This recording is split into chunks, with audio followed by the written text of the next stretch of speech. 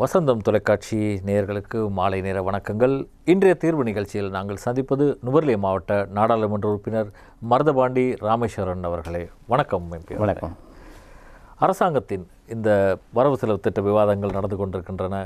கடந்த சில நாட்களாக இரண்டாம் வாசிப்பின் மீதான அந்த வாக்கெடுப்பின் போது கூட அரசாங்கத்திற்கு கணிசமான ஆதரவு குறிப்பாக எதிர்த்தரப்பிலிருந்து கூட கிடைத்திருக்கின்றது. இந்த வரவு செலவு திட்டத்தில் மலையக மக்களுக்கு பெருந்தோட்ட அபிவிருத்திக்காக கணிசமான அளவு நிதி ஒதுக்கப்பட்டுள்ளதா அல்லது அதற்கு அதன் எதிர்காலத்தை நிர்ணயிக்கும் உதவிகள் வழங்கும் வகையில் திட்டங்கள் உள்ளனவா?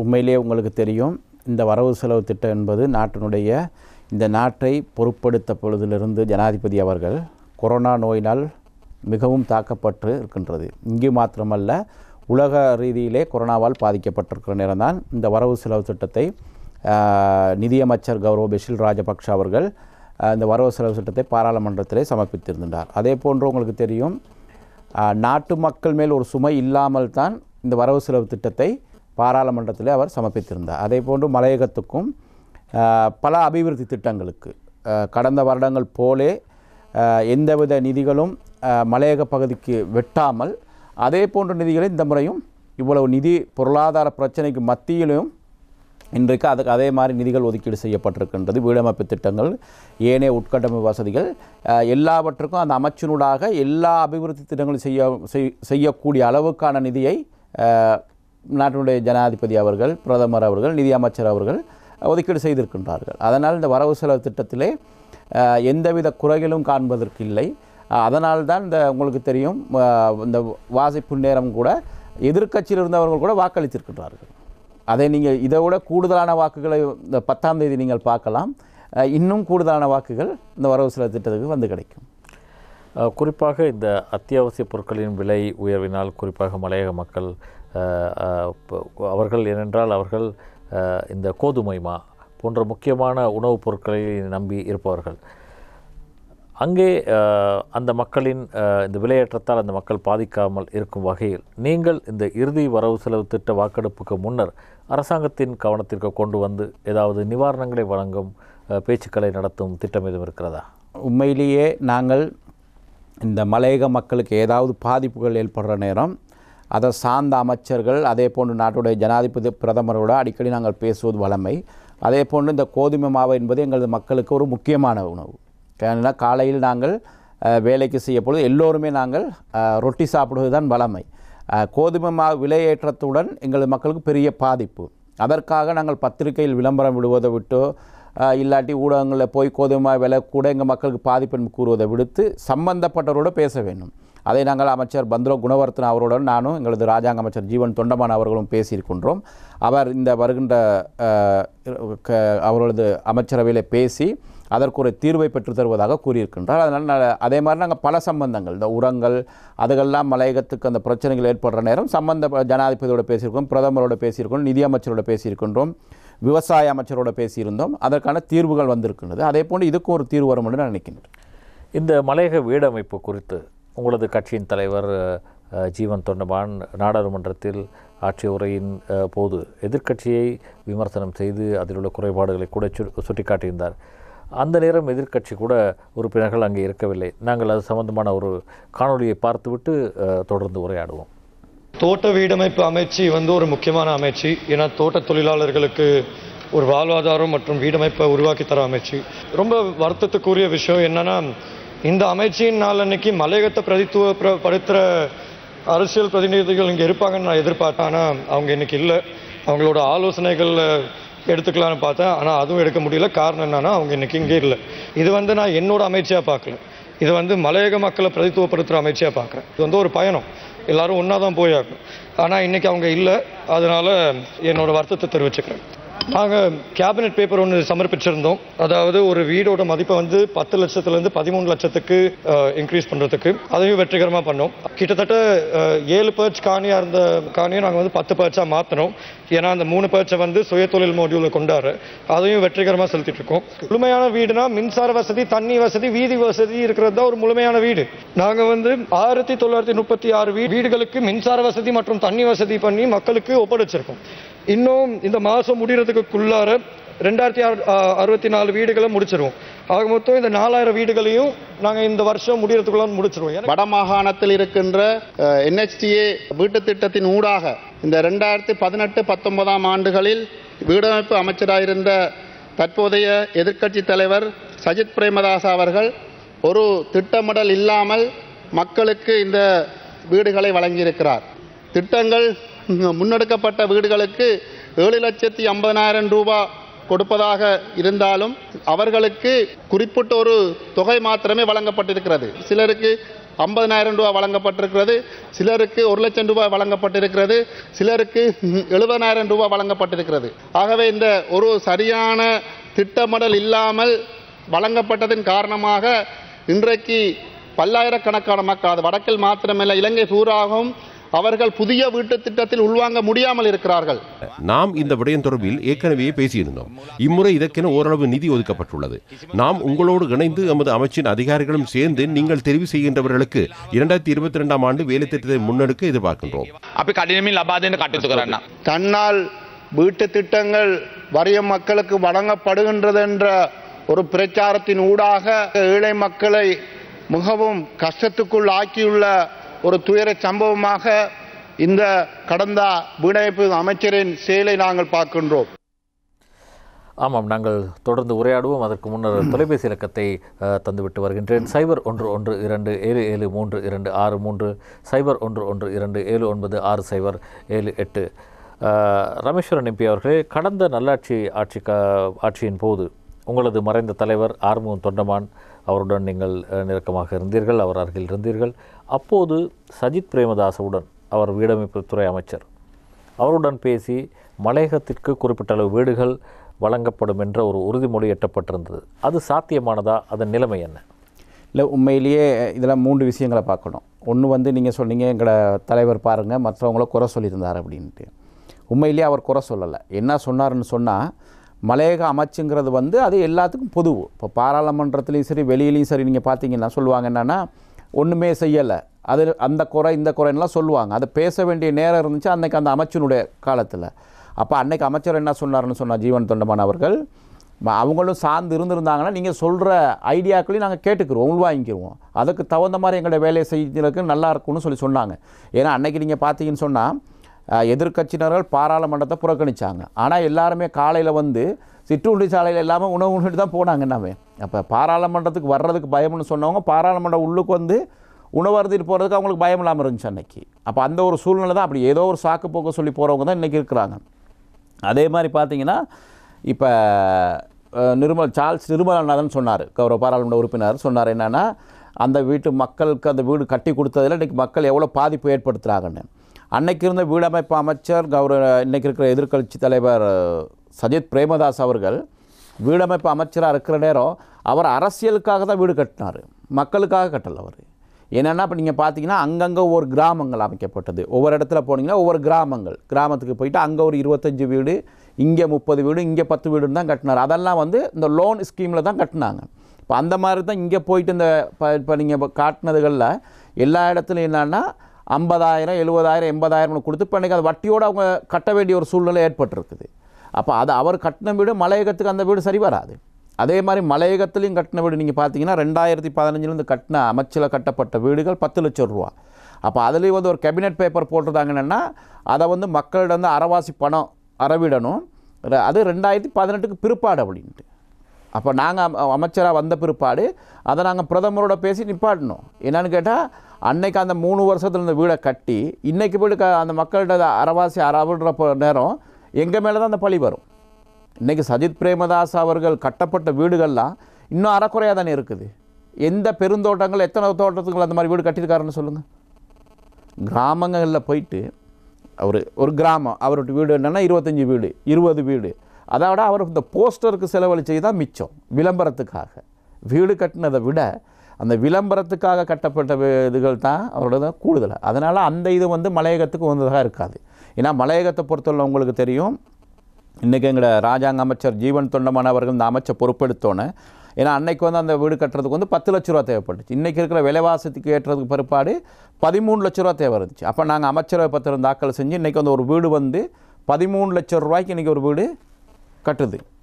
அதே மாதிரி அன்றைக்கி 7 பேச்சஸ் இருந்துச்சு. அன்றைக்கி இருந்த அரசாங்கத்தில் அன்றைக்கி இருந்த அமைச்சர் 7 பேச்சஸ் வாங்கியிருந்தோம்.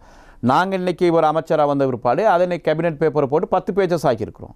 என்னென்னா 7 பேச்சஸில் வீடு கட்டணும், 3 பேச்சஸில் வந்து அந்த வீட்டுக்கு தேவையானவங்களுக்கு வந்து சுயதொழிலுக்கு தேவையான வசதிகளை செய்வதற்கான அது இன்றைக்கி கேபினெட் அனுமதி கொடுக்கப்பட்டிருக்குது. இன்றைக்கி அந்த வீடுகள் கட்டுறதும் 10 லட்ச ரூபா 13 லட்ச ரூபா, அன்றைக்கி 10 லட்ச ரூபாயிலேருந்து இன்றைக்கி 13 லட்சத்துக்கு கொண்டுகிட்டு வந்திருக்குது. அப்போ அந்த திட்டங்கள் செய்கிற நேரம் மக்களுக்கு எது தேவையோ அதை தான் செய்யணும். அதை விடுத்து அன்னைக்கு இருக்க வீடமைப்பு அமைச்சர் மாதிரி விளம்பரத்துக்காக செஞ்சோம்னா அது மக்களுக்கு இன்றைக்கி ஏற்படாது. இப்போ அன்னைக்கு நீங்கள் பார்த்தீங்கன்னா கௌரவ பாராளுமன்ற சார்ல்ஸ் நிர்மல்நாதன் அன்னைக்கு இருந்த அரசாங்கத்துக்கு உதவி செஞ்சுருக்காங்க. கௌரவ ஹரிஸ் அவர்கள் அன்றைக்கி உதவி செஞ்சுருக்கிறாங்க அந்த அரசாங்கத்துக்கு. இன்றைக்கி எல்லாரும் குறை என்ன சொல்கிறாங்கன்னா அன்னைக்கு போய் தேவைக்காக மக்களுக்கு இது செய்யப்பட்டுச்சு. ஆனால் இன்றைக்கி அது மக்களுக்கு அது தேவை இல்லை. எல்லா இடமும் கட்டப்பட்ட வீடுகள்லாம் நீங்கள் பாருங்கள், எங்கேயாவது ஒரு 100 வீடு 50 வீடு கட்டலையே. எல்லா இடமும் 25 வீடு 15 வீடு 30 வீடு தான் எல்லா இடமும் கட்டினாங்க. அது கட்டி ஒரு விளம்பரம், அவர்கிட்ட அரசியலுக்காக அதை செஞ்சார். ஆனால் கோடிக்கணக்கான விளம்பரத்துக்கு போஸ்டருக்கும் அதுக்கும் கோடிக்கணக்கில் அந்த அமைச்சிலிருந்து செஞ்சுருக்கு. அதை தான் கௌரவ அமைச்சர் வீடமைப்பு நிர்மாணத்துறை இந்திக்கு அன்றத்தை இன்றைக்கி சொல்கிறார். என்னென்னா இந்த அமைச்சில் வீடு கட்டினதை விட விளம்பரத்துக்காக கூட செலவு செய்யப்பட்டிருக்கு அப்படின்னு. அப்போது பெருந்தோட்டத்துறைக்கும் ஒரு அமைச்சு பொறுப்பு தனியாக இருந்தது இதனை கவனிப்பதற்கு. அந்த அமைச்சின் வேலைகள் ஒழுங்காக நடக்கவில்லையா? இல்லை, அன்னைக்கு இருந்த அமைச்சர் வந்து நீங்கள் அதானங்க சொல்கிறேன், அன்னைக்கு இருந்த அமைச்சில் வந்து கிட்டத்தட்ட 3000 வீடுகள் கட்டப்பட்டிருக்கு. 2015 அந்த 4.5 வருட காலங்களில் அந்த அமைச்சினூடாக மலையகத்துக்கு 3000 வீடுகள் கட்டப்பட்டிருக்கு. இந்திய அரசாங்கம் கொடுத்த 4000 வீடு இல்லாமல் 3000 வீடுகள் கட்டப்பட்டிருக்கு. அந்த வீட்டுகளுக்கு இன்னும் நீங்கள் பார்த்தீங்கன்னு சொன்னால் அதுக்கு மின்சாரம் இல்லை, குடிநீர் வசதி இல்லை, பாதை வசதிகள் இல்லை. அதுக்காக இந்த ஜீவன் தொண்டமான் அவர்கள் அமைச்சு பொறுப்பெடுத்தோன்னே அந்த அமைச்சர் கட்டினாருன்னு அதை ஒதுக்குனேன்னு அவர் ஒதுக்கலை. அவர் அந்த அமைச்சர் எடுத்தோன்னே அமைச்சு செயலாளர் அழைத்து சொன்னது என்னன்னு கேட்டால், கடந்த அரசாங்கத்தில் என்னென்ன வேலைகள் செஞ்சு குறைகள் இருக்குதோ அதற்கு இப்போ நம்ம கொடுத்துருக்க காசுகளை நீங்கள் அவ்வளோ பூர்த்தி செய்யுங்க அப்படின்ட்டு. இல்லாட்டி எங்களுக்கும் அதெல்லாம் ஒதுக்கி வச்சுட்டு இப்போ எங்களுக்கும் நாங்கள் நிறையா வேலைகளை ஸ்டார்ட் பண்ணியிருக்கலாம். இந்த மாதிரி அறக்குறை வீடுகளை ஸ்டார்ட் பண்ணியிருக்கோம். அது மக்களுக்கு ஒரு உகந்ததாக இருக்காதே. மக்களுக்கு என்னென்னா முழுமையாக ஒரு வீடு கட்டி மின்சாரம் கொடுத்து குடிநீர் வசதியை கொடுத்து பாதை வசதியை செஞ்சு கொடுத்தா தானே அவங்க போய் அந்த வீட்டில் இருக்கலாம். இப்போ அதை நாங்கள் இன்றைக்கி செஞ்சுக்கிட்டு வர்றோம்.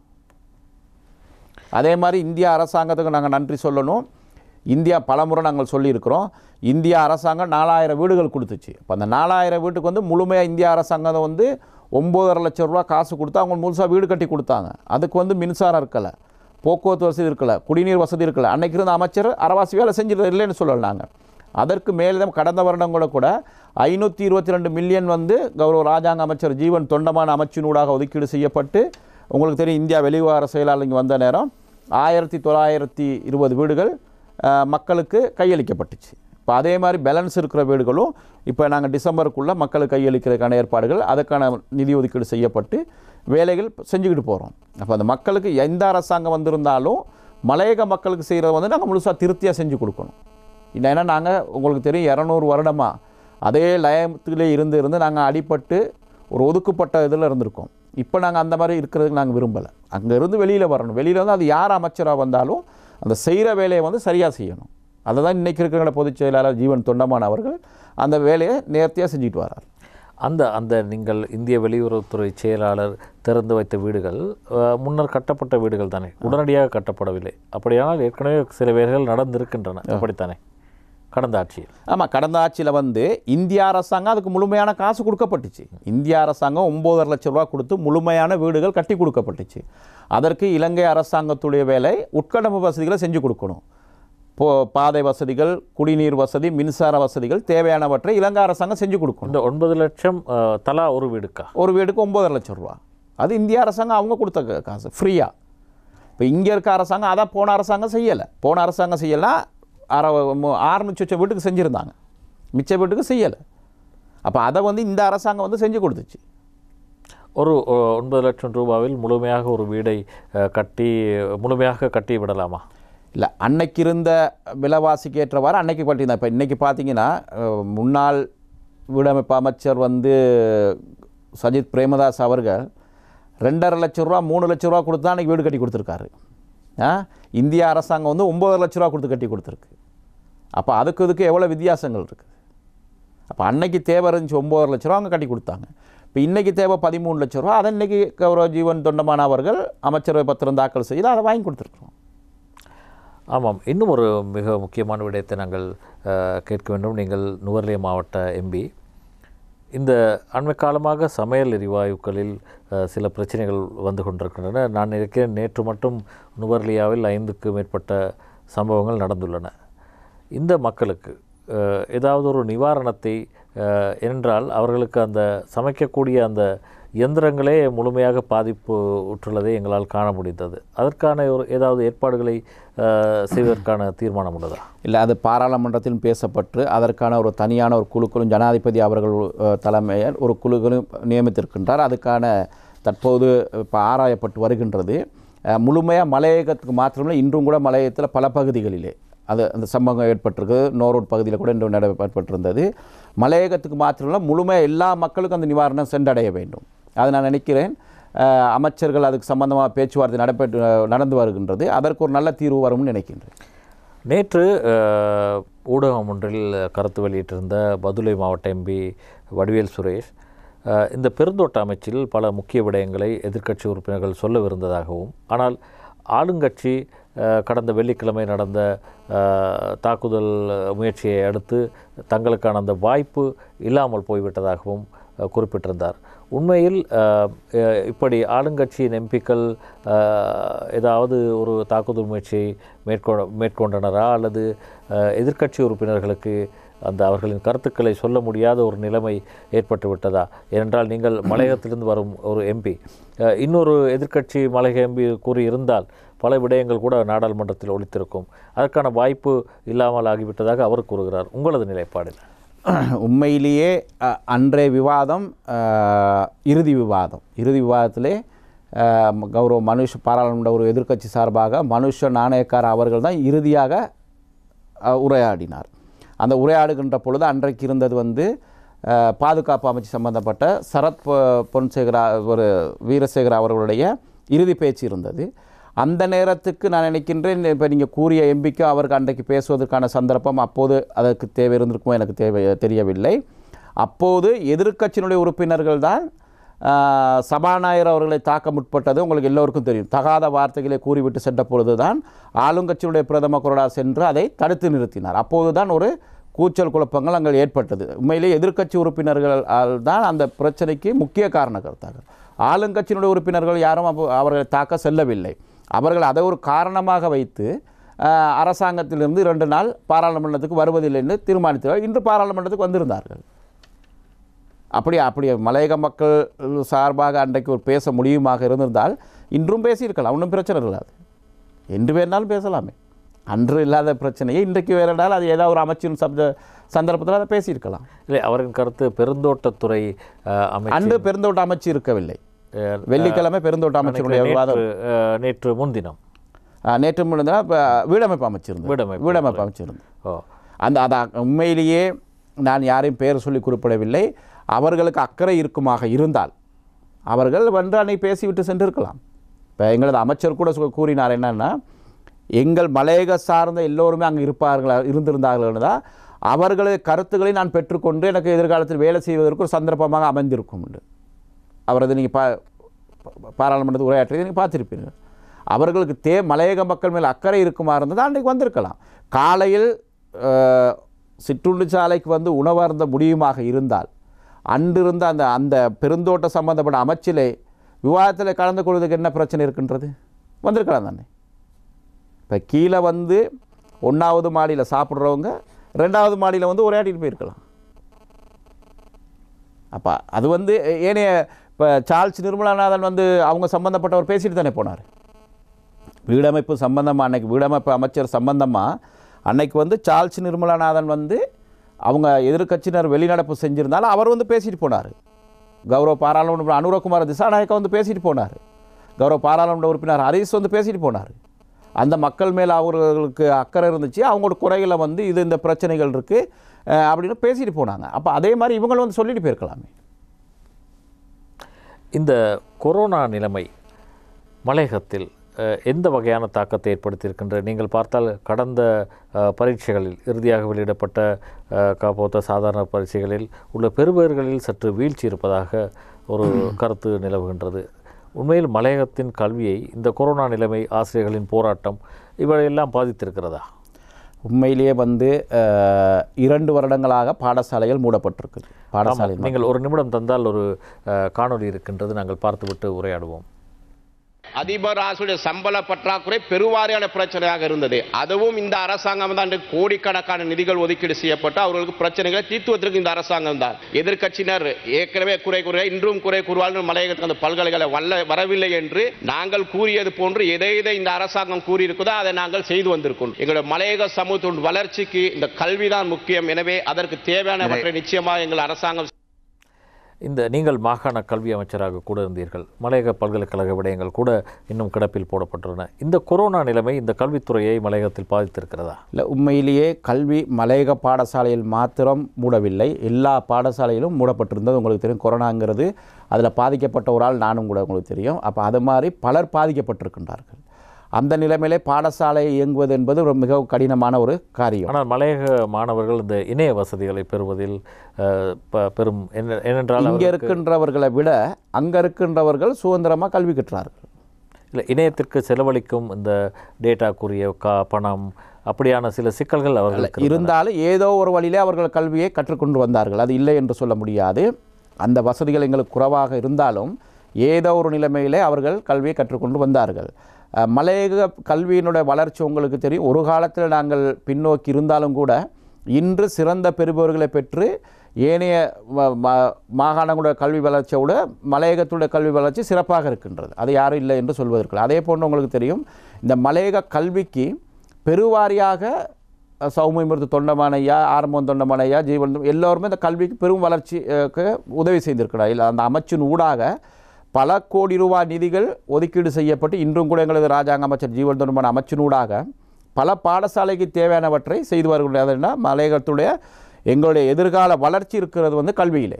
அதற்கு தேவையானவற்றை நாங்கள் அரசாங்கத்தில் இருக்கிறோம். அதே போல் நான் மாகாண அமைச்சராக இருந்த பொழுது உங்களுக்கு தெரியும், 1 வருடம் நான் கல்வி அமைச்சராக இருந்தேன். மத்திய அரசாங்கம் இங்கே இருந்த அரசாங்கம் வேறு ஒரு அரசாங்கமாக இருந்தது. இருந்தும் கூட அந்த மாகாண கல்விக்கு நாங்கள் பெருவாரியான நிதி ஒதுக்கீடு செய்யப்பட்டு நாங்கள் பல்வேறு உட்கட்டமைப்பு வசதிகள், தேவையான தலைப்பாட வசதிகளை நாங்கள் கல்விக்கு நாங்கள் ஆட்டியிருக்கின்றோம். அதே போன்று ஒரே வாரத்தில் நாங்கள் 742 பட்டதாரி நியமனங்களை பெற்றுக் கொடுத்தோம். அதெல்லாம் அந்த அரசியல் எங்களது ஆரம்பம் தொண்டமனையோட சாணக்கியத்தை வைத்து நாங்கள் அன்று அந்த கல்வி வச்சுக்கு தேவையானவற்றை நாங்கள் செய்து கொடுத்துருக்கின்றோம். அதே போன்று இந்த அரசாங்கம் தான் உங்களுக்கு தெரியும், மலையகத்துக்கு 3179 ஆசிரியர் நியமனம், 3000 ஆசிரியர் நியமனம், 472 ஆசிரியர் நியமனம், பட்டதாரிகள் பல வசதிகளை செய்து கொடுத்தது கல்விக்கு இந்த அரசாங்கம். அதே போன்று 24 வருடங்களாக இந்த ஆசிரியர் அதிபர்களுடைய சம்பள பிரச்சனை உங்களுக்கு தெரியும், பெரிய ஒரு போராட்டமாக இருந்தது. அந்த போராட்டத்தின் ஊடாகவும் கொரோனா மேலும் கூடினுச்சு. அப்போ அந்த ஒரு சூழ்நிலையிலும் கூட இன்று நாட்டினுடைய நிதி நிலைமைகள் மிகவும் மோசமாக இருந்த காலத்திலும் கூட அவர்களது சம்பளத்தை இந்த அரசாங்கம் தான் இந்த வரவு செலவு திட்டத்தில் கூட்டி கொடுத்துருக்கின்றார்கள். அது எந்த அரசாங்கமும் சொல்ல இயலாது. மலையக கல்வி வளர்ச்சிக்கும் சரி, ஏனைய நாட்டினுடைய வளர்ச்சிக்கும் கௌரவ மஹிந்த ராஜபக்ஷ ஜனாதிபதியோட அரசாங்கம் தான் இந்த அறிவுகள் கொடுத்துருக்கு. அது யாருமே இல்லைன்னு சொல்ல முடியாது. அதே மாதிரி எதிர்காலத்துடைய கல்வி வளர்ச்சி, மலையகத்துடைய வளர்ச்சி எங்களுக்கு அதுதான். அதற்காக தான் நாங்கள் மாறி மாறி இந்த அரசாங்கத்தில் இருந்திருந்தாலும் அந்த வளர்ச்சி, கல்வி வளர்ச்சிக்காக இலங்கை தொழிலாளர் காங்கிரஸ் பல்வேறு சேவைகளை நாங்கள் ஆட்டி வந்திருக்கிறோம். அதனால் யாரும் மலையக கல்வி வளர்ச்சியில் நாங்கள் வீழ்ச்சி அடைஞ்சிடோம்னு யாரும் சொல்லல. ஆமாம், இந்த தொழிலாளர்களுக்கான 1000 ரூபாய் சம்பள பிரச்சனை இன்னும் ஒரு முழுமையடையாத நிலைமையில். அதுக்கு முன்னாடி உங்களுக்கு இன்னொன்று சொல்லிடுறேன்னா, இந்த கல்வியில் உங்களுக்கு தெரியும், அந்த 3179 ஆசிரியர் நியமனங்கள், 3000 ஆசிரியர் நியமனம். ஆசிரியர் நியமனம் வாங்குகிற நேரம் நாங்கள் அரசாங்கத்தில் கௌரவ ஜனாதிபதி மஹிந்த ராஜபக்ஷோட கௌரவ தொண்டமான் ஐயா வாங்கி கொடுத்துருக்கிற நேரம் தான் ஆட்சி மாற்றம் ஏற்பட்டுச்சு. அப்போது நாங்கள் என்ன செஞ்சோம், அந்த 3000 பேரை 2 வருடங்கள் அவர்களோட பயிற்சி முடித்து அவர்கள் ஆசிரியர் சேவைக்கு உள்வாங்கணும்னு தான் அன்றைக்கி இருந்த வர 6000 ரூபா சம்பளம் தான் பேசி வாங்கப்பட்டது. அதுக்கு பிற்பாடு அந்த அரசாங்கம் வந்த பிற்பாடு மிகவும் போராட்டத்துக்கு மத்தியில் 4000 ரூபா கூட்டி 10,000 ரூபா கொடுத்தாங்க. அந்த 3000 பேரை கூட 4.5 வருட காலத்தில் அவங்களுக்கு அப்பாயின்மெண்ட் அவங்களால கொடுக்க முடியலை. நாங்கள் மீண்டும் இந்த அரசாங்கம் வந்த பிற்பாடு தான் அவங்களுக்கு மாகாண அமைச்சர் இதோட பேசி, ஏன்னா இவங்க தான் சென்ட்ரல் அரசாங்க அமைச்சரில் இருந்தாங்க, அமைச்சராக இருந்தாங்க, கல்வியில் ராஜாங்க அமைச்சராக இருந்தாங்க, எல்லாமே இருந்தும் கூட அந்த 3000 பேர்த்துக்கு அந்த ஆசிரியர் நியமனம் உங்களால் கொடுக்க முடியல. 4000 சம்பளங்கள் கூட்டி கொடுத்தாங்க, அதை நாங்கள் இல்லைன்னு சொல்லலை. ஆனால் அந்த இருந்த குறைகளும் கூட இப்போ இந்த வர்ற 15ஆம் தேதி எங்களை பொதுச் செயலாளர் ஜீவன் தொண்டமான் அவர்களும் நாங்களும் சென்று கவர்னரோட பேசி, மத்திய அரசாங்கம் இங்கேருந்து நிதி அமைச்சரோட பேசி, இப்போ ஒரு குறிப்பிட்ட அளவுக்கு 300 பேருக்கு அடுத்த இந்த 15ஆம் தேதி கொடுக்குறோம். இன்னும் அதுக்கு பிற்பாடு இன்னொரு கொஞ்சம் பேர் இருக்கிறாங்க, அவங்களுக்கு அவங்க விட்டு இந்த இதுகளை முடித்த பிற்பாடு அவங்களுக்கு கொடுப்போம். அப்போ அந்த மாதிரி நீங்கள் பார்த்தீங்கன்னா அந்த கல்விக்கு வந்து மலையக வளர்ச்சிக்கு கல்வியில் வந்து பெருவாரியான மஹிந்த ராஜபக்ஷ அவர்களுடைய அரசாங்கம் தான் பெரிய பங்காற்றியிருக்கு. இந்த உதவி ஆசிரியர் நியமனங்கள் கூட வழங்கப்படும் என மத்திய மாகாண ஆளுநர் சொல்லியிருக்கிறார். நீங்கள் அது பற்றி அதை தான் இப்போ உங்களுக்கு சொன்னேன். இப்போ நாங்களும் அது எப்போது இருந்து நடைமுறை இந்த 15ஆம் தேதி கொடுக்குறாங்க. இந்த தொழிலாளர்களுக்கான 1000 ரூபாய் சம்பள பிரச்சனை இது ஒரு சமூகத்தில் இன்னமுமே ஒரு விமர்சனத்துக்குரியதாக இருக்கின்றது. அது முழுமையடையவில்லை என்ற ஒரு குற்றச்சாட்டு இருக்கின்றது. இது பற்றிய உங்களின் கருத்து? 1000 ரூபா சம்பளம் வந்து இன்றைக்கி உங்களுக்கு தெரியும், அதுதான் இன்றைக்கி ஒரு பேசும் பொருள். ஏன்னா இந்த 1000 ரூபா சம்பளத்துக்கு பல வருடங்களாக போராட்டங்கள். கடந்த அரசாங்கம் இருக்கிற நேரம் நாங்கள் அந்த 1000 ரூபா கேட்டது. அன்னைக்கு இருந்த அரசாங்கம் வந்து கம்பெனிக்குள்ள சூழ்நிலைகள் கம்பெனிக்காரவங்க கொடுக்குறதுக்கு மறுத்தாங்க. இந்த ஜனாதிபதியோட தேர்தல் அறிவிக்கையிலையும் சரி, அதுக்கு பிற்பாடு இந்த ஆட்சி வந்த பிற்பாடும் 1000 ரூபா வந்து அவர் என்ன சொன்னாங்கன்னா கட்டாயம் கொடுக்கணும் அப்படின்னு. கம்பெனிகளோட நாங்கள் பல பேச்சுவார்த்தைகள் நடத்தினோம். அப்போ அந்த நடத்துகிற நேரம் வந்து கம்பெனிக்காரவங்க ஒத்து வர்ற மாதிரி இல்லை. அதுக்கு பிற்பாடு தான் தொழில் அமைச்சர் என்ன சொன்னார்னா, சம்பள நிர்ணய சபை ஊடாக போயிட்டு அந்த 1000 ரூபாயை நாங்கள் பெற்றுக் கொடுப்போம். 1000 ரூபா பெற்றுக் கொடுத்த பிற்பாடு அப்போ உங்களுக்கு பாராளுமன்றத்தில் கூட இது பேசப்பட்டது. என்ன சொன்னாங்கன்னு சொன்னால், இந்த 1000 ரூபா கொடுப்பாங்களா தான் நாங்கள் எல்லோரும் ஒத்துழைப்போம் நாங்கள் சொன்னாங்க. அதுக்கு பிற்பாடு என்ன சொன்னாங்க, அந்த 1000 ரூபா கொடுக்காததுக்கு காரணம் கூட்டு ஒப்பந்தம் தான் காரணம்னு சொன்னாங்க. கூட்டு ஒப்பந்தம் எங்களை பொதுச் செயலாளர் சொன்னார், 1000 ரூபா கொடுப்பாங்களா இருந்தால் கூட்டு ஒப்பந்தத்துலேருந்து நாங்கள் வெளியில் வர்றதுக்கும் தயார்னு அதுக்கு அறிவித்து தான் நாங்கள் கூட்டு ஒப்பந்தத்துலேருந்து வெளியில் வந்தோம்.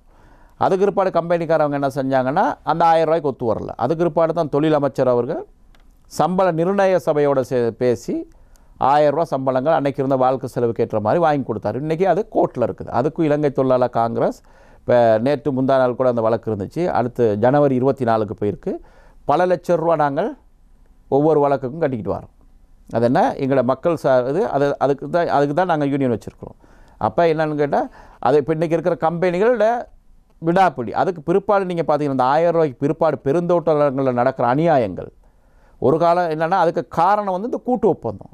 கூட்டு ஒப்பந்தம் இருக்கிற நேரம் அந்த கம்பெனிக்காரவங்க அந்த கூட்டு ஒப்பந்தம் தொழிற்சங்கத்துக்கு ஒரு பயமாக இருந்தாங்க. இன்றைக்கி அப்படி இல்லை. எங்கள் தொழிற்சங்கத்துக்கு மட்டும் இல்லை, எல்லா தொழிற்சங்கம் இப்போ இன்றைக்கி எல்லாருமே என்ன சொல்கிறாங்கன்னா, கூட்டு ஒப்பந்தம் இருந்திருந்தால் இந்த பிரச்சனை வந்திருக்காதுங்கிறாங்க.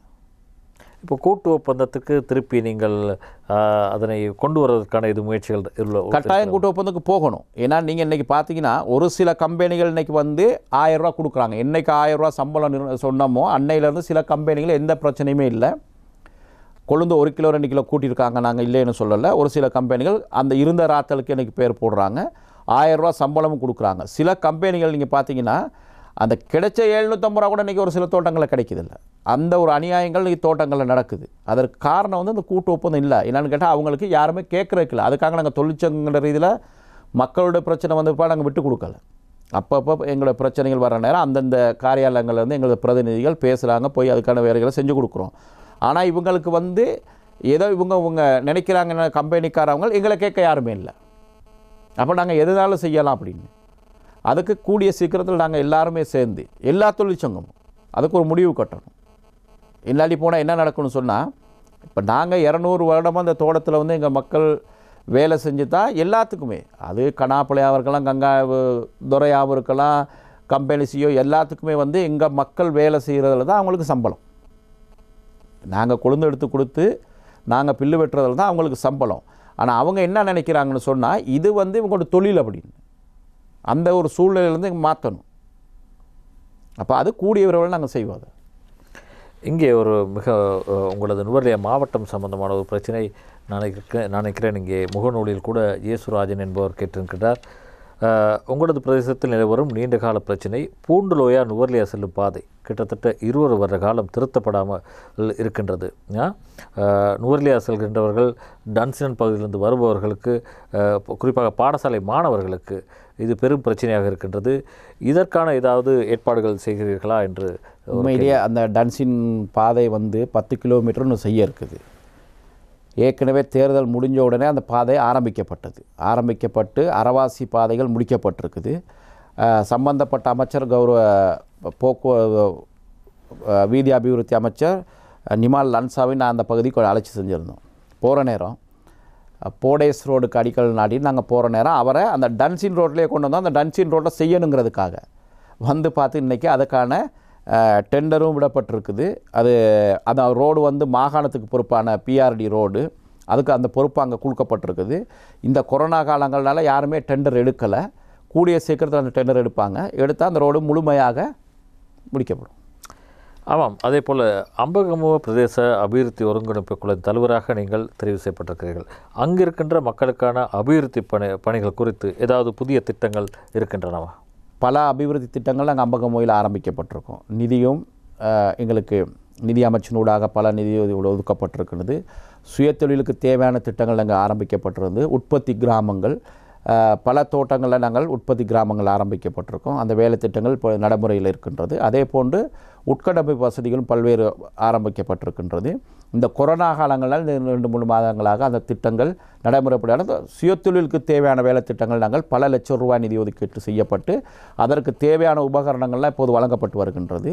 அந்த உற்பத்தி கிராமங்கள் அங்கிருந்து சுயதொழில் செய்து அதன் ஊடாக அவர்களது வருமானத்தை கூட்டிக் கொள்ள வேண்டும் என்பது தான் இந்த நாட்டினுடைய நிதி அமைச்சருடைய மிகவும் எதிர்பார்ப்பு.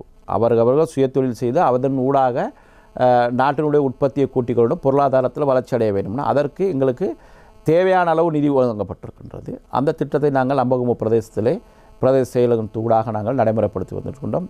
அதே போன்று எதிர்வர காலங்களிலே அங்கு பல்வேறு அபிவிருத்தி திட்டங்கள் இப்போ பல தோட்டங்களுடைய காபட் பாதைகள் நீங்கள் நினைச்சீங்கன்னா அம்பகமுவையில் பொகவந்தலா, மஸ்கலியா, நோரோடிக்கோ இந்த பகுதியில் உள்ள தோட்டங்கள்லாம் நீங்கள் பார்த்தீங்கன்னா பல பாதைகள் தோட்டங்களுக்கு செல்ல முடியாத ஒரு சூழ்நிலை இருந்துச்சு. இப்போ எல்லாமே காபட் பாதைகள், பல பாதைகள் முடிக்கப்பட்டிருக்கின்றது. எதிர்காலத்தில் பல்வேறு அபிவிருத்தி திட்டங்கள் நடைபெறும். எம்பி அவர்களே, இந்த மலையகத்திற்கு உப பிரதேச செயலகங்கள் என்பது முக்கியமானது ஒன்று. குறிப்பாக பொகவந்தலாப, கெம்பியன், ராணிக்காடு மற்றும் பலாங்குட எல்லையில் உள்ள மக்கள் அவர்களது தேவைகளை நிறைவேற்றிக்கொள்ள அம்பகமுவ பிரதேச சபைக்கு வர வேண்டிய நிலைமை இருக்கின்றது. அதாவது குறிப்பாக ஒரு 40 கிலோமீட்டர் தூரம். அதேபோல் தலவாக்கலை பிரதேச மக்கள் நுவர்லியாவுக்கு செல்ல வேண்டிய ஒரு நிலைமை காணப்படுகின்றது. இதனை இவ்வாறான பிரச்சனைகளை தீர்க்கக்கூடிய ஏற்பாடுகள் ஏதாவது இருக்கின்றனவா? உண்மையிலேயே வந்து சனத்தொகை கூடின ஏரியா நுவர்லியா மாவட்டம். அங்கே நுவர்லியா, வலப்பனை, அங்குராங்கத்தை, கொத்மலை, அம்பகமுவ இங்கே தான் இதில் தான் மக்கள் போய்ட்டு அன்றாட தேவைகளை செய்ய வேண்டிய. அதற்கு கடந்த முறை நாங்கள் என்னென்னா மறைந்த தலைவர் ஆர்மோன் தொண்டமலையா அவர்கள் இருக்கிற நேரம் அதற்கு ஒரு கமிட்டி போட்டு இந்த பிரதேச செயலகங்களை பிரிக்கணும் அப்படின்னு போட்டு வந்தோம். அதுக்கு பிற்பாடு என்னென்னா ஆட்சி மாற்றங்கள் ஏற்பட்டவங்க நல்லாட்சி அரசாங்கத்தில் அன்னைக்கு இருந்தவங்க இது சம்பந்தமாக பேசி ஒரு கேபினெட் பேப்பரும் போட்டு அதுக்கான ஒரு சூழ்நிலையை உருவாக்கியிருந்தாங்க. அதற்கு பிற்பாடு இன்றைக்கு இருக்கிற அரசாங்கத்தோடு நாங்கள் பேசி நுவர்லியா பிரதேச செயலகத்தை வந்து இப்போ தலவாக்கலையில் அதுக்கான வேலைகள் ஆரம்பிக்கப்பட்டிருக்குது.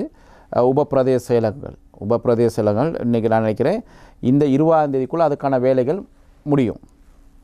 நுவர்லியாவுக்கு பிரதேச செயலகம். அப்போ அங்கே இருக்கிற மக்கள் போயிட்டு தலவாக்கலை பக்கம் அந்த ஏரியாவில் இருக்கிறவங்களாம் தலவாக்கல் அந்த ஏரியாங்க அந்த தலவாக்கல் அந்த வேலைகளை செய்துக்கலாம். அதே மாதிரி அம்பகமுவையில் உள்ளது வந்து நோரூட்டில் வேலை ஆரம்பிக்கப்பட்டிருக்குது. அந்த வேலையும் நினைக்கிறேன் கூடிய 25ஆம் தேதி அந்த பில்டிங் முடிச்சு தரேன்னு இருக்கிறாங்க. அங்கே முடித்து கொடுக்குற நேரம் அப்போ அம்பகமுவைக்கு போக வேண்டிய வராது. உபகாரியாலயம் ஒன்று நோரூட் நகரத்துக்கு வர நேரம் அங்கே இருக்கிற பொகவந்தலா, மஸ்கலியா, நோரூட் மக்கள் அந்த வேலையை அங்கே செஞ்சுக்கலாம். அதே மாதிரி கொத்மலை மக்களுக்கு அந்த 2 பக்கம் இருக்குது, கெட்டப்லா, குயின்ஸ்பரி, திஸ்பனை அங்கிட்டு வர்றவங்களுக்கு திஸ்பனையில் அந்த வேலை முடிக்கப்பட்டிருக்குது. அப்போ அங்கே அந்த மக்கள் வந்து இங்கிட்டு பூன்லியாவில் உள்ளவங்க நவநாகரைக்கு கொத்மலைக்கு போகலாம். அந்த பக்கத்து இருக்கிறவங்க அங்கே போய் வேலையை பார்த்துக்கலாம். ஒரே ஒரு இடத்துல மட்டும் எங்களுக்கு சிக்கல் ஒன்று இருக்குது, வலப்பனையில் என்னென்னா நாங்கள் வலப்பனையில் வந்து அந்த காரியாலயங்கள் வலப்பனையிலேருந்து ராகலை, உடுப்பூசலா இவங்கெல்லாம் வந்து வலப்பனைக்கு போகிறனால தான் நாங்கள் அதை ராகலை கேட்டிருந்தோம். அப்போ இந்த நிறுத்தி வச்சதுக்கு காரணம் என்னென்னா வலப்பனை தான்.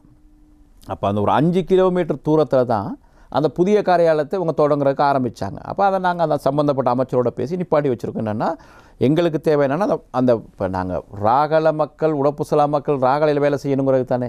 மீண்டும் வளப்பனைக்கு போகிறதா இருந்தால் அங்கே இன்னொரு காரியாலயம் தேவையில்லை. அப்போ அதனால் வளப்பனையை மட்டும் நிப்பாடி வச்சுருக்கோம். அம்பகமையில் உள்ளது நோ ரூட்டில் வேலை நடந்துக்கிட்டு இருக்குது. கூடிய சீக்கிரத்தில் அதுக்கான ஆரம்ப நிகழ்வு இருப்போம். நுவர்லியா பிரதேசத்துக்கு தேவையானது தலவாக்கல் நடந்துக்கிட்டு இருக்குது. அதுவும் கூடிய விரைவில் ஆரம்பிப்பதற்கான வேலை திட்டங்கள் நடைபெற்றிருக்கிறது. கொத்மலைக்கு உள்ளது திஸ்பனையில் முடிக்கப்பட்டிருக்குது. இது மூணுமே கூடிய விரைவில் மக்கள் அன்றாட தேவைகளை செஞ்சுக்கிறதுக்கான சூழலை ஏற்படுத்தி கொடுத்துருக்கு. தமிழ் முற்போக்கு கூட்டணி இந்த நல்லாட்சி காலத்தில் இருக்கும்போது ஒரு பிரதேச சபைகளை உருவாக்கிறான்னு நினைக்கிறேன், குறைந்தபட்சம் ஒரு 5-6. ஆனால் உங்களது இந்த 2 வருட காலத்தில் இந்த ஆட்சியில் குறிப்பிடத்தக்க அளவு சொல்லக்கூடிய அளவுக்கு ஏதாவது செய்திருக்கிறீர்களா? பிரதேச சேலங்கள் உள்ளூராட்சி மன்றங்கள் எல்லாமே கடந்த இந்த நல்லாட்சி அரசாங்கத்தில் உருவாக்கப்பட்டது அல்ல. மறைந்த தலைவர் ஆறுமுகன் தொண்டமனை அதற்காக யார் அந்த திட்டங்களை தீட்டு வேலை செய்தார்னா அது எல்லோருக்குமே தெரியும். ஆட்சி மாற்றம் ஏற்பட்ட விடுபாடு தான் இதுகள் பிரிக்கப்பட்டது. அப்போது நுவரலியா பிரதேச சபையை 3ஆக பிரிக்கப்பட்டது. கொட்டக்கல, நுவரலி, அக்கரபத்தன். அம்பகமுவ பிரதேச சபை 3ஆக பிரிக்கப்பட்டது. அம்பகமுவ, மஸ்கலிய, நோரூர். இப்போ இது எல்லாமே நல்லாட்சி அரசாங்கத்தில் தான் பிரிக்கப்பட்டது. ஆனால் ஆட்சி வசம் இலங்கை தொழிலாளர் காங்கிரஸ் எதிர்க்கட்சியில் இருக்கிற நேரம் இலங்கை தொழிலாளர் காங்கிரஸ் எதிர்க்கட்சியில் இருந்துச்சு. அன்றைக்கி ஆட்சி வசம் எல்லாமே இலங்கை தொழிலாளர் காங்கிரஸ் வசத்தில் இருக்குது. இன்றைக்கி நீங்கள் அந்த உள்ளூராட்சி மன்றங்களுடைய ஒவ்வொரு வார்டுலையும் நீங்கள் போய் பார்த்தீங்கன்னா அங்கே தேவையான அபிவிருத்தி திட்டங்கள் அவ்வளவுமே அந்த அதுக்காக நாங்கள் 100% செஞ்சுட்டோன்னு சொல்லலை. அந்த மக்களுக்கு என்னென்ன அன்றாட தேவைகள் இருக்குதோ அபிவிருத்தி திட்டங்கள் அதான் அந்த உள்ளூராட்சி மன்றத்தின் சபை தலைவர்கள் இன்றைக்கி செஞ்சுட்டு வராங்க. அதுக்கு தான் ஒரு உள்ளூராட்சி மன்றம். அந்த மக்களுடைய அபிவிருத்தி திட்டங்கள், அந்த மக்களுடைய அன்றாட தேவைகளை பூர்த்தி செய்கிறதுக்கு ஒரு உள்ளூராட்சி மன்றம். அதை இன்றைக்கி அதை நாங்கள் அதை பாரம் எடுத்த நேரம் எதிர்க்கட்சியில் இருந்தோம். எதிர்க்கட்சியில் இருந்தாலும் கூட அபிவிருத்தி திட்டங்களை செஞ்சோம். இன்றைக்கி ஆளுங்கட்சியில் இருக்கிறோம். இன்றைக்கி அங்கே நாங்கள் அபிவிருத்திகளை கொண்டு வந்திருக்கோம். ஆமாம். தொலைபேசி இலக்கத்தை நாங்கள் மீண்டும் ஒரு முறை அறிய தருகின்றோம். 0112773263 0112796078. எம்பி அவர்களே, கடந்த காலங்களில் இந்த உங்கள் மலையகத்தின் பிரதான அதாவது இலங்கை தொழிலாளர் காங்கிரஸுக்கு ஒரு நேர் எதிர்கட்சியாக திகழ்ந்த தமிழ் முற்போக்கு கூட்டணி இப்போது பதிவு செய்யப்பட்ட ஒரு அரசியல் கட்சியாக அங்கீகாரம் பெற்றுள்ளது. அதன் அர்த்தம் என்னவென்றால் எதிர்காலத்தில் அவர்கள் பிரதான கட்சிகளுடன் இணையாமல் சில இடங்களில் நீங்கள் தனித்து போட்டியிட்டது போல போட்டியிடும் ஒரு நிலைமை வரலாம். அப்படி வரும்போது நீங்கள் அதனை ஒரு சவாலாக பார்க்கிறீர்களா? இலங்கை தொழிலாளர் காங்கிரஸை பொறுத்தளவில் நாங்கள் அரசியல் இந்த கட்சிகள் எங்களுக்கு சவாலில் நாங்கள் எடுத்துக்கிட்டதில்லை. ஏன்னா உங்களுக்கு தெரியும், நல்லாட்சி அரசாங்கத்தில் மலையகத்தை பொறுத்தவரை நாங்கள் இலங்கை தொழிலாளர் காங்கிரஸுக்கு 2 பாராளுமன்ற உறுப்பினர் தான் இருந்தோம். நல்லாட்சி அரசாங்கத்தில் இந்த தமிழ் முற்போக்கு கூட்டணிக்கு 6 பேர் இருந்தாங்க. 2 கேபினெட் அமைச்சர் இருந்தாங்க, ஒரு ராஜாங்க அமைச்சர் இருந்தாங்க. எல்லா இடத்துலையும் பதுளையில் எம்பி இருந்தாங்க, கண்டியில் எம்பி இருந்தாங்க. ஆனால் அந்த நேரம் தான் இந்த உள்ளூராட்சி மன்ற தேர்தல் நடந்துச்சு. அந்த நல்லாட்சி அரசாங்கத்தில் இவங்க அரசாங்கத்தில் இருக்கிற நேரம் தான் இருந்துச்சு. அப்போ அந்த நேரத்துலேயே நீங்கள் பார்த்தீங்கன்னா நாங்கள் எல்லா இடத்துலையும் போட்டி போட்டு எல்லா இடத்துலையும் வெற்றி பெற்றிருக்கோம். நுவர்லியா மாவட்டம் மாத்திரமல்ல, கண்டியில் உள்ளூராட்சி மன்ற உறுப்பினர்கள் இருக்கிறாங்க.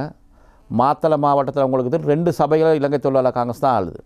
மாத்தளை மாநகர சபை என்பது யாருக்கும் லேஸ்குள்ளே பிடிக்க முடியாது, இலங்கை தொழிலாளர் காங்கிரஸ் வசம் இருக்குது. அங்கேயே நீங்கள் பார்த்தீங்கன்னா அம்பாங்கங்க குரல பிரதேச சபைன்னு சொல்கிறது ஒரு பெரும்பான்மையின மக்கள் வாழ்கிற இடம். அங்கேயும் எங்களை யோகராஜாங்கிற ஒருத்தர் தான் சேர்மனாக இருக்கார். அதே மாதிரி ரத்னபுரையில் பிரதேச மெம்பர் இருக்கிறாங்க, கேகாலையில் பிரதேச மெம்பர் இருக்கிறாங்க, பதுளையில் பிரதேச உள்ளூராட்சி மன்ற உறுப்பினர் இருக்காங்க. அப்போ இந்த நல்லாட்சி அரசாங்கம் இருக்கிற நேரம் தான் நாங்கள் இலங்கை தொழிலாளர் காங்கிரஸ் இந்த உள்ளூராட்சி மன்ற உறுப்பினர்கள் எல்லாம் தேர்தல் மூலம் நாங்கள் வெற்றி பெற்று வந்திருக்கிறோம்.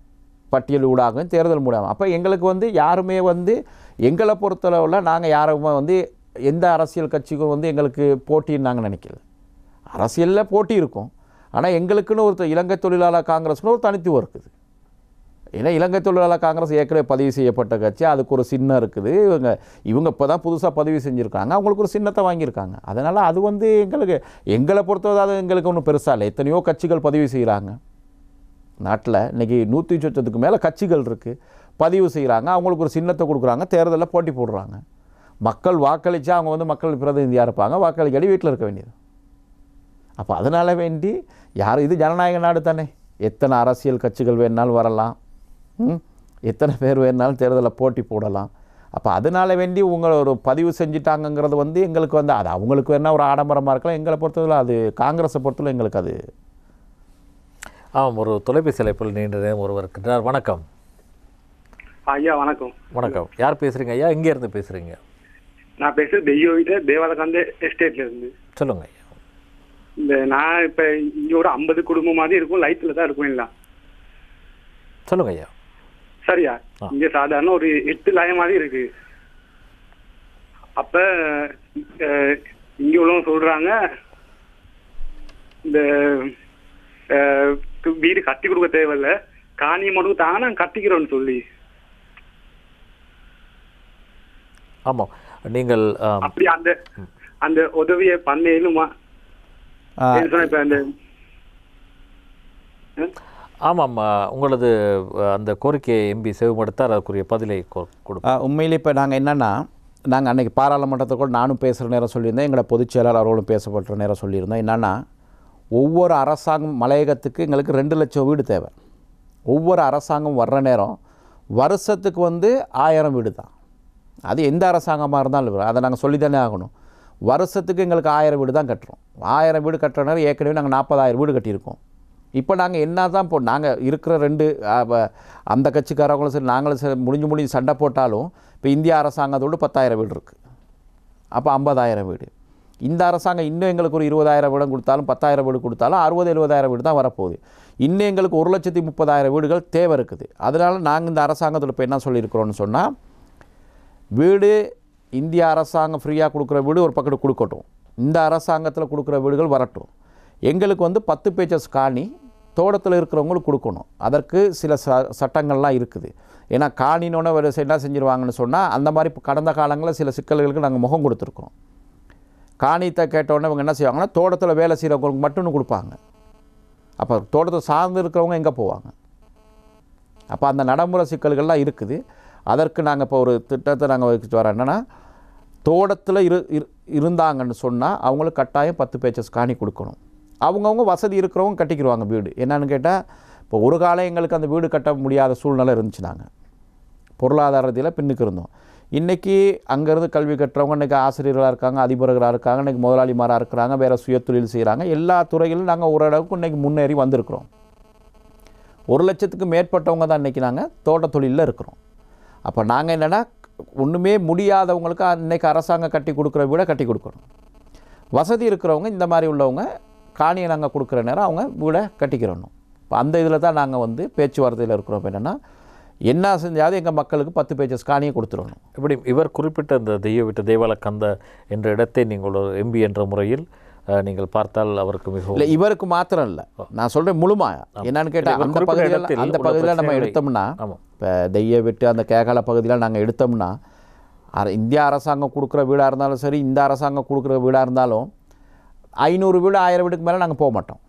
இப்போ அங்கே இருக்கிற மக்கள் 50,000-60,000 பேர் இருக்கிறாங்க. ஒவ்வொரு முறையும் நீங்கள் பார்த்தீங்கன்னா அந்த பகுதியில் தான் மழையில் வந்து பாதிக்கப்படுற அங்கே தான் கூட இருக்காங்க. ஆனால் அவங்க இன்னும் 6 வருஷம் 5 வருஷம் இன்னும் கூட அரசில் தான் இருக்கிறாங்க. அப்போ அந்த நிலைமைகள்லாம் மாறணுமாக இருந்தால் அவங்களுக்கு இந்த காணி உரிமை வரணும். காணி உரிமை வந்து அவங்கவுங்க கட்டிக்கிடுவாங்க.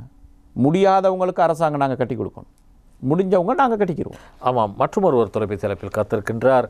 வணக்கம். வணக்கம். கேளுங்க ஐயா, யார் பேசுகிறீங்க, எங்கேருந்து பேசுகிறீங்க? நான் சாமிமலையிலிருந்து மத்திய பிரதேச சபையினுடைய உறுப்பினராக இருக்கிறேன், சுரேஷ்குமார். சொல்லுங்க ஐயா. குறிப்பாக கௌரவ பாராளுமன்ற உறுப்பினர் ராமேஸ்வரன் ஐயா அவர்களிடம் ஒரு கேள்வி இருக்குது. என்னன்னு கேட்டால், இந்த பிரதேச செயலகம் அதிகரிப்பு தொடர்பாக பேசியிருந்தீங்க. உங்களுடைய கேள்விக்கு அவர் பதிலளிச்சிருந்தாரு. அதன் அடிப்படையில் நுவரெலியா மாவட்டத்தில் அதிகரிக்கப்பட்டிருக்கின்ற வர்த்தமானி செய்து அதிகரிக்கப்பட்ட பிரதேச செயலகங்கள் உண்மையாக முழுமைப்படுத்தப்பட்ட நிர்வாக கட்டமைப்புகளை கொண்ட பிரதேச செயலகமாக தான் இருக்கணும்னு சொல்லி வர்த்தமானி செய்யப்பட்டு இருக்குது. ஆனா தற்போதைய அரசாங்கம் அதை உப பிரதேச செயலகமாக மாற்றி இருப்பது உண்மையிலேயே அரசு நிர்வாக கட்டமைப்புக்குள்ள மீண்டும் எங்களுடைய மக்களை வந்து உள்வாங்கிற தன்மையிலிருந்து நாங்க ஏதோ ஒரு பின்னடைவை சந்திச்சிருக்க மாதிரியான ஒரு தோற்றப்பாடு இருக்குது. ஆகவே கௌரவ பாராளுமன்ற உறுப்பினர் ஆலம் தரப்பில் இருக்கின்றவர் என்ற அடிப்படையில இது நிரந்தர பிரதேச செயலகமாக, நோரூர் பிரதேச செயலகம் நிரந்தரமாக எல்லா நிர்வாக அதிகாரிகளையும் பிரதேச செயலாளர், உப பிரதேச உதவி பிரதேச செயலாளரை கொண்டிருக்குமாக இருந்தால் உண்மையிலேயே அது அதிகமாக இந்த மக்களுக்கு பயனடையக்கூடியதாக இருந்திருக்கும். ஆனால் உப பிரதேச செயலகம் என்பது தெரிவு செய்யப்பட்டிருக்கின்ற கட்டிடத்தினை அடிப்படையாக வைத்து பார்க்கின்ற பொழுது குறிப்பிட்ட சில சேவைகளை மாத்திரமே அங்கு பெற்றுக்கொள்ள முடியும், முழுமைப்படுத்த சேவைகளை பெற்றுக்கொள்ள முடியாது. ஆகவே இதற்கு தெளிவான ஒரு பதிலையும் நாங்கள் எதிர்பார்ப்பதோடு கௌரவ பாராளுமன்ற உறுப்பினர் அவர்கள் ஊடாக. ஆமாம், நீங்கள் அதற்குரிய பதில். உண்மையிலேயே ஒரு பிரதேச உறுப்பினர் சுரேஷ்குமார் அவர்களுக்கு தற்போது மாத்திரம்தான் அது நடைமுறை கொண்டு வந்திருக்கிறது என்னன்னு உபகாரியாலங்களாக வழங்கப்பட்டிருக்கின்றது குறிப்பிட்ட காலங்களுக்கு. அதற்கு பிற்பாடு அது பிரதேச செயலகமாக உருவாக்குறது தான் எங்களது நோக்கம். அதற்கு இப்போ உங்களுக்கு தெரியும் ஆளணிலாம் கிட்டத்தட்ட 600 பேருக்கு மேல் தொழில் அதுக்கு தேவை. அதற்கான நடைமுறை அது சம்பந்தப்பட்ட அமைச்சர் கௌரவ சமல் ராஜபக்ஷ அவர்களோடு நானும் கௌரவ ஜீவன் தொண்டமான் அவர்களும் பேசியிருக்கின்றோம். அதை இப்போதுக்கு மாத்திரம்தான் அது உபகாரியாலங்களாக அங்கே பயன்பெறும். ஒரு குறிப்பிட்ட காலங்கள் செல்கின்ற பொழுது அதை பிரதேச செயலகம் அதான் எங்களது நோக்கம். அதற்காக தான் இவ்வளோ நாள் போட்டி போட்டு கஷ்டப்பட்டு அதை செஞ்சுருக்கிறோம். அது கூடிய விரைவில் அது நடைமுறைக்கு வரும். ஆமாம், உங்களிடம் மற்றொரு முக்கியமான கேள்வி என்னென்றால், இந்த தென்னிலங்கையில் அங்கே வசிக்கும் குறிப்பாக தினியாய மற்றும் இந்த காலி பகுதிகளில் வசிக்கும் தொழிலாளர்களுக்கு அவர்களை யாரும் கண்டுகொள்வதில்லை என்ற ஒரு குற்றச்சாட்டு, ஒரு விமர்சனம் நீண்ட காலமாக இருக்கின்றது. நீங்கள் கடந்த ஒரு நிகழ்ச்சியில் இங்கே பேசும்போது அந்த இடங்களுக்கு செல்வதாக, அந்த மக்களை சந்திப்பதாக கூட தெரிவித்திருந்தீர்கள். அந்த ஏற்பாட்டில் இது முன்னேற்றம் இருக்கிறதா? இல்லை, உண்மையிலேயே எங்களது பிரதிநிதிகள் அங்கங்கே இருக்கின்ற பிரதிநிதிகள் சம்பந்தமாக பேசியிருக்கின்றார்கள். எங்களோட பொதுச் செயலாளர் ஜீவன் தொண்டமான் அவர்களும் அது சம்பந்தம் உரையாடி இருக்கின்றார்கள். எங்களது இந்த இந்தியா வீடமைப்பு திட்டத்தில் கூட நீங்கள் பார்த்துருந்தீங்கன்னா கடந்த காலங்களில் அது வீடமைப்பு திட்டங்கள் அந்த பகுதிக்கு செல்வது குறைவாக இருந்தது. அதான் அங்கே இருக்கிற மக்களுடைய நீண்ட ஒரு பிரச்சனையாக இருந்தது. இந்த முறை நாங்கள் அந்த 10,000 வீடு திட்டங்கள் போடுகின்ற பொழுது எல்லா பகுதிகளுக்கும் கலுத்துறை காலி தினியா எல்லா பகுதிகளுக்கும் செல்கின்றது இந்த வீடு. அப்போது தான் அங்கே இருக்கிற அதே மாதிரி தொழிற்சங்க பிரச்சனைகள் அங்கே உள்ளது. நாங்கள் சென்று அங்கே இருக்கிற மக்களோடு பேசியிருக்கின்றோம். அதற்காக நாங்கள் எல்லாம் தோட்டம் வாரியாக நாங்கள் செல்லவில்லை. சில குறிப்பிட்ட பகுதியில் இருக்கின்ற பிரச்சனைகள் எங்களோட வரையின்றன, அதுக்கு சென்று நாங்கள் தீர்வினை பெற்றுக் கொடுத்திருக்கின்றோம். ஜனவரி மாதத்திலிருந்து எங்களுடைய பொதுச் செயலாளர் அவரது தலைமையிலே எல்லா பகுதிகளுக்கும் செல்வதற்கு அவர் ஒரு அட்டவணை போட்டிருக்கின்றார். கூடிய விரைவில் நாங்கள் எல்லா பகுதிக்கும் சொல்லுவோம். இந்த நுவரெலியா மாவட்டம், பதுளை மாவட்டம், கண்டி மாவட்டங்களை விட ஏனைய மாவட்டங்கள் மிகவும் ஒரு பின்தங்கிய மாவட்டமாக இருக்குது. களுத்துறை பகுதி, தினியாய, காலி, மாத்தர் அந்த பகுதியில் இருக்கின்ற பகுதிகள் மிகவும் ஒரு இக்கட்டான சூழ்நிலையில் இருக்கின்றது. அதற்கான தீர்வுகளை ஒரே அடியாக பெற்றுக்கொள்ள முடியாது. ஒரு அன்னளவாக குறிப்பிட்ட காலங்கள் செல்லும். அதற்கே முடிந்த அளவு நாங்கள் தொழிற்சங்க ரீதியிலே நாங்கள் அதை நடைமுறைப்படுத்துவதற்கு பார்த்துக்கின்றோம். ஆமாம், நீங்கள் மாகாண சபையில் முக்கிய பதவிகளில் இருந்தீர்கள். இப்போது நாடாளுமன்றத்தில் எம்பியாக இருக்கின்றீர்கள். மாகாண அரசியலுக்கும் இந்த மத்திய அரசின் செயற்பாடுகளுக்கும் உள்ள வித்தியாசத்தை நீங்கள் எப்படி பார்க்கிறீர்கள்? குறிப்பாக மலையகத்தில் நீங்கள் மாகாணத்தில் இருந்து செய்ய முடியாத, தீர்க்கப்பட வேண்டிய முக்கிய பிரச்சனைகள் எதுவென்று கருதுகிறீர்கள்? உண்மையிலேயே மாகாணங்கிறது குறிப்பாக சில இடங்களில் ஆசிரியர் பற்றாக்குறை இன்னமும் நிலவுகின்றது. மாணவர்களுக்குரிய இந்த தொழிற்பயிற்சிகள் இப்படியான ஒரு பிரச்சனைகளும் இருக்கின்றன. நீங்கள் மத்திய அரசில் இருப்பதன் மூலம் உடனடியாக சில இந்த இளைஞர் யுவதிகளுக்கு ஒரு எதிர்காலத்தை கொடுக்கும் வகையிலான திட்டங்களை வகுத்துள்ளீர்களா? இல்லை, இளைஞர் அவரோட தொழில் வாய்ப்பு தான் முக்கியம். தொழில் வாய்ப்பு தான் அவருடைய நோக்கம். தொழில் வாய்ப்பை இன்றைக்கு இருக்கின்ற பொருளாதார சூழ்நிலையிலே பெற்றுக் கொடுப்பது என்பது ஒரு இக்கட்டான சூழ்நிலை. அதை நாங்கள் சொல்லித்தானே ஆக வேண்டும். இக்கட்டான சூழ்நிலை. அதற்கு தான் இந்த சுயதொழில் முறை. சுயதொழிலுக்கு தேவையானதை நிதியமைச்சர் அவர்கள் ஒவ்வொரு அமைச்சுக்கும், சம்பந்தப்பட்ட அமைச்சுக்கும் பாரியளவான நிதிகளை ஒதுக்கீடு செய்திருக்கின்றார் அந்த சுயதொழிலுக்கு. அதனூடாக அவர்களது வருமானத்தை கூட்டிக்கொள்ள அவர்களுக்கு ஏதாவது ஒரு தொழிலை உருவாக்க வேண்டும் என்பதில் அவர் இருக்கிறார். அதே போன்று எங்களுடைய ராஜாங்க அமைச்சர் ஜீவன் தொண்டமான் அமைச்சினூடாகவும் சுயதொழிலுக்கு தேவையான நிதி ஒதுக்கீடு செய்யப்பட்டிருக்கின்றது. அதனூடாகவும் எங்களது நோக்கம் அந்த கல்வி கற்று வீட்டில் இருக்கின்றவங்களுக்கு, அந்த தொடர முடியாதவர்களுக்கு இந்த சுயதொழிலை உருவாக்க வேண்டும் என்பது, அதற்கான ஒரு திட்டத்தை நாங்கள் தீட்டியிருக்கின்றோம். மாகாணத்தில் இருக்கின்ற பொழுது நான் மிகவும் என்ன சொல்கிறேன், பாராளுமன்றத்தோடு மாகாண சபைன்றது ஒரு சிறப்பாக வேலை செய்திருக்கணும். என்னுடைய அமைச்சு காலத்தில் பெருவாரியாக கண்டி, மாத்தளை, நுவரெலியா மாவட்டத்துக்கு பல்வேறு அபிவிருத்தி திட்டங்கள், பல பாடசாலை கட்டிடங்கள், ஆசிரியர் நியமனங்கள், தொழில் வாய்ப்புகள். எனக்கு இருந்தது 8 அமைச்சுகள். அந்த அமைச்சிலுடைய ஒரு சில அமைச்சுகள் மாத்திரம்தான் தோட்டங்களுக்கு வேலை செய்வதற்கான சந்தர்ப்பம் இருந்தது. ஏனைய அமைச்சுகள் வந்து கிராமத்தை மாத்திரம் தான் அந்த நான் அமைச்சராக பொறுப்படுத்தவுடன் அதே தோட்டங்களுக்கு அந்த அமைச்சுகளை கொண்டுட்டு வந்தால் அந்த அமைச்சின் ஊடாக என்னென்ன திட்டங்களை தீட்ட முடியுமோ அதை நாங்கள் பெருந்தோட்டங்களுக்கு கொண்டுட்டு வந்தால் அந்த காலத்திலே அது எல்லோருக்குமே தெரியும். எல்லா வேலைகளும் அதில் தான் இந்த கல்வி வளர்ச்சி, நான் அமைச்சராக இருந்த நேரத்தில் கல்வி வளர்ச்சிக்கு கூடுதலாக நாங்கள் பங்காற்றி இருக்கின்றோம். அதில் இருந்த அதிபர்கள், ஆசிரியர்கள், அதிகாரிகள், பெற்றோர்கள் எல்லோருக்குமே ஒரு முனைப்போடு வேலை செஞ்சாங்க. என்னென்னு கேட்டால் இந்த கல்வி வளர்ச்சியில் நாங்கள் வரணுங்கிறதுல அந்த காலங்களில் நீங்களும் பார்த்துருப்பீங்க. பாராளுமன்றத்துக்குள்ளே வந்த பிற்பாடு அந்த குறிப்பிட்ட அளவு தான் நாங்கள் எங்களுக்கு வேலை செய்யலாம். அமைச்சராக இருந்தால் அந்த அமைச்சியை பொறுத்தவரையில் அந்த அமைச்சுக்கு என்னென்ன இலாக்காக்கள் ஒதுக்கப்படுகிறதோ அதை வச்சு தான் வேலை செய்யலாம். ஆனால் எங்களை அமைச்சை பொறுத்தளவில் எல்லா வேலை திட்டங்களும் செய்யலாம். அதற்காக நாங்கள் வந்து பாராளுமன்ற உறுப்பினர் எங்களுக்கு இதுக்கு மேலே செல்ல முடியாதுங்கிறது இல்லை. சம்பந்தப்பட்ட அமைச்சர்கள் யாராக இருக்கிறோம் அவர்களோட நாங்கள் பேசி தான் இன்றைக்கி இவ்வளோ வேலைகள் செய்கிறோம். இல்லாட்டி போனால் எங்களுக்கு அந்த பாராளுமன்ற உறுப்பினர்கள் கொடுக்கின்ற அந்த 10 மில்லியன் ரூபா காசை மட்டும் வாங்கி வச்சு எங்களுக்கு முழு மாவட்டத்தையும் எங்களுக்கு கவர் பண்ண முடியாது.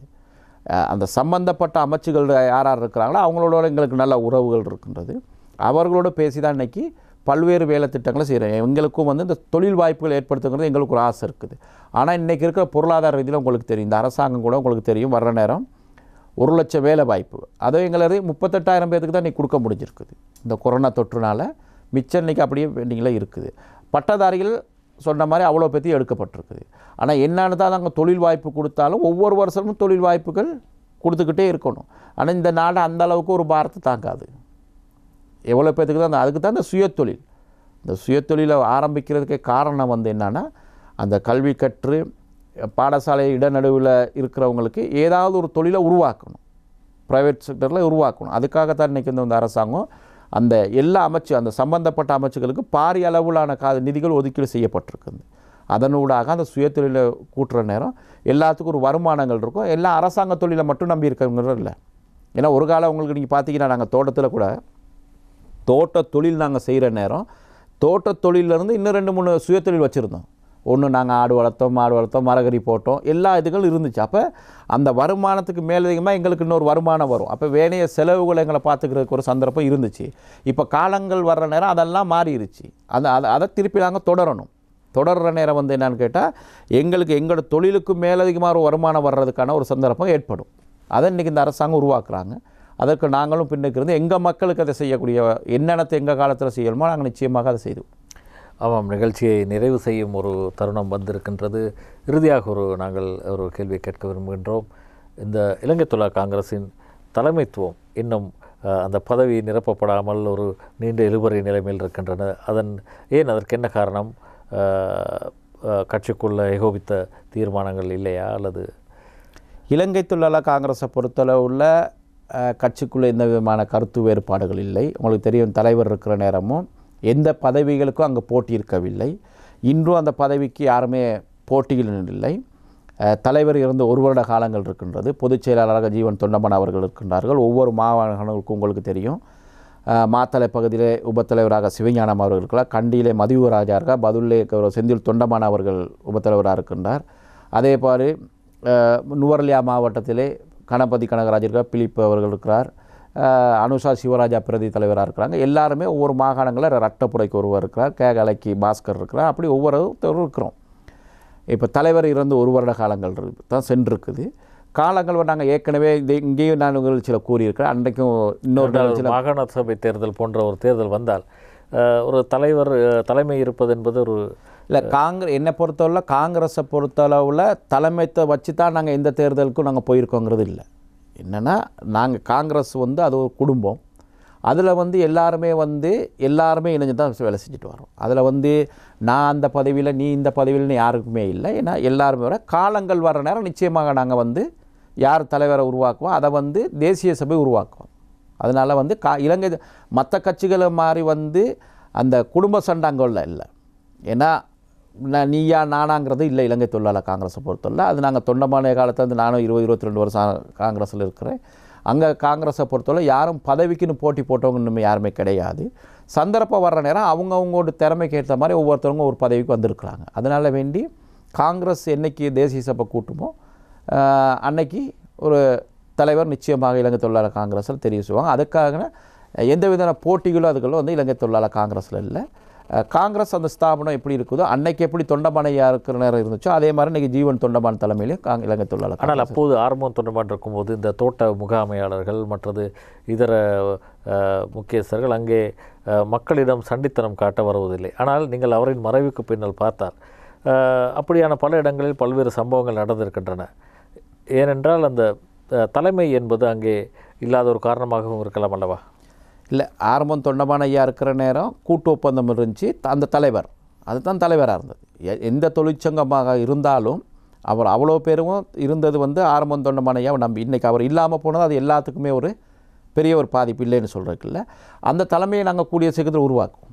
இன்றைக்கி இருக்கிற ஜீவன் தொண்டமான் தலைமையில் இன்றைக்கி உள்ள பிரச்சனை என்னான்னு கேட்டால் அவங்களுக்கு கூட்டு ஒப்பந்தம் இல்லாதது தான் அங்கே ஒரு பெரிய பிரச்சனை. என்னென்னா ஒரு தோட்ட நிர்வாகத்துக்கு அடக்கி ஆள்றதுக்கு ஏதாவது ஒன்று கொடுப்ப பெருந்தோட்டத்துக்கு மட்டும் கூட்டு ஒப்பந்தம் இல்லையே. எல்லா செக்டர்லையும் நீங்கள் ப்ரைவேட் எல்லாத்துலேயும் எடுத்து பார்த்தீங்கன்னா ஆசிரியர்கள் எடுத்து பாருங்கள், அவங்கள்ட்ட ஒரு இது வச்சுருக்குறாங்க. எல்லாத்துக்கும் ஒரு இதுகள் இருக்குது.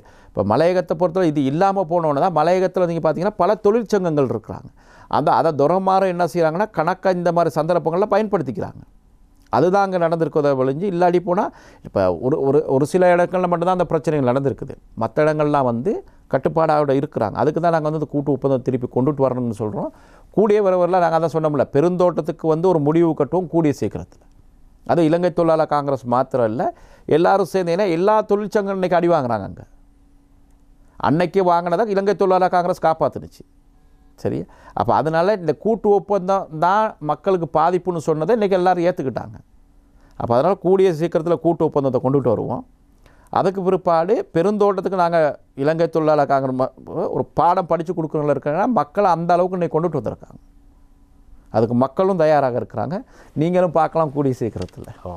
மிகுந்த வேலைப்பளவுக்கு மத்தியிலும் இங்கே நாடாளுமன்ற அமர்வுகள் முடிந்த பின்னர் இங்கே எங்களுக்காக இந்த நிகழ்ச்சியில் கலந்து கொண்ட நுவர்லியா மாவட்ட நாடாளுமன்ற உறுப்பினர் மருதபாண்டி ராமேஸ்வரன் அவர்களுக்கு நன்றிகளையும் வணக்கங்களையும் தெரிவிக்கின்றோம். நிகழ்ச்சி தயாரிப்பாளர் சிங்கராஜ் இளங்கோவன் மற்றும் உதவி தயாரிப்பாளர் தக்ஷநாத் மற்றும் தொழில்நுட்ப கலைஞர்கள் அனைவருக்கும் நன்றி கூறி விடைபெறுகிறோம். நன்றி, வணக்கம். நன்றி.